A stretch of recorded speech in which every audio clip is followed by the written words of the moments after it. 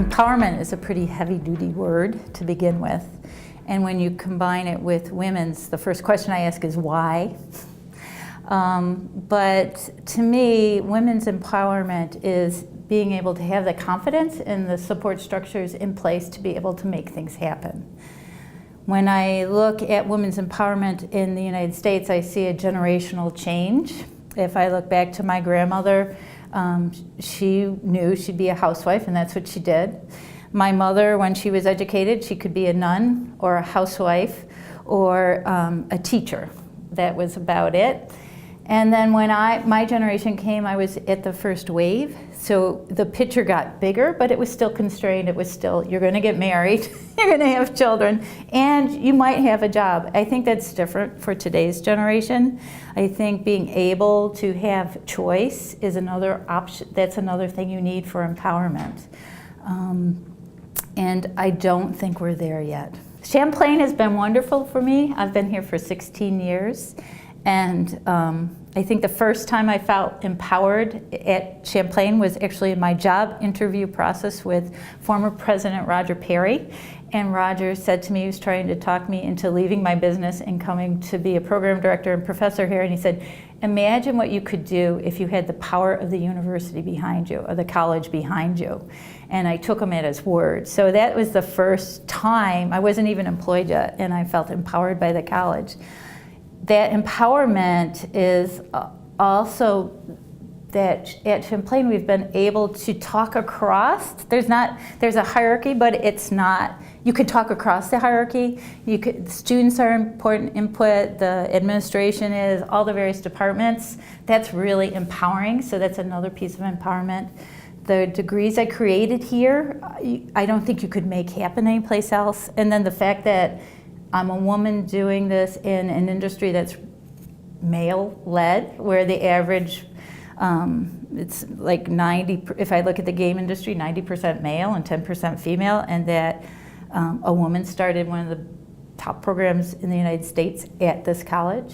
That's pretty much empowering.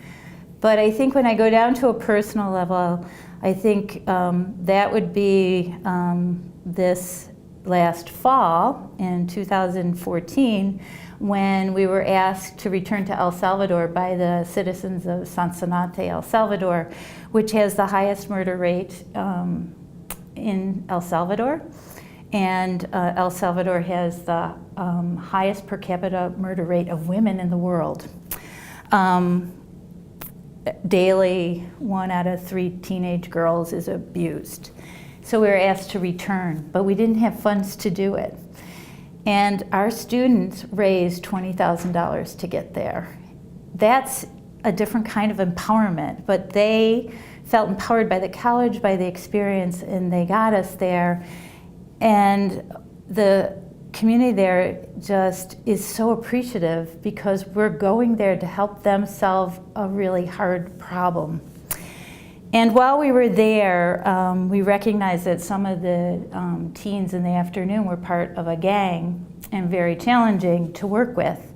And the students and I discussed the night before what we were going to do about these particular youth. And they'd also been to the camp before, so they would be bored.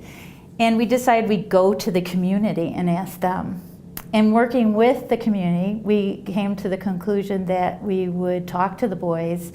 And what we would do instead was we would say to them, we're going to make you assistants. So instead of kicking them out or disciplining them, we gave them higher responsibility. And in that case, I was empowered by 3 different structures. I was empowered by our students. I was empowered by the community. And then with 2 of the community members, I spoke to the boys.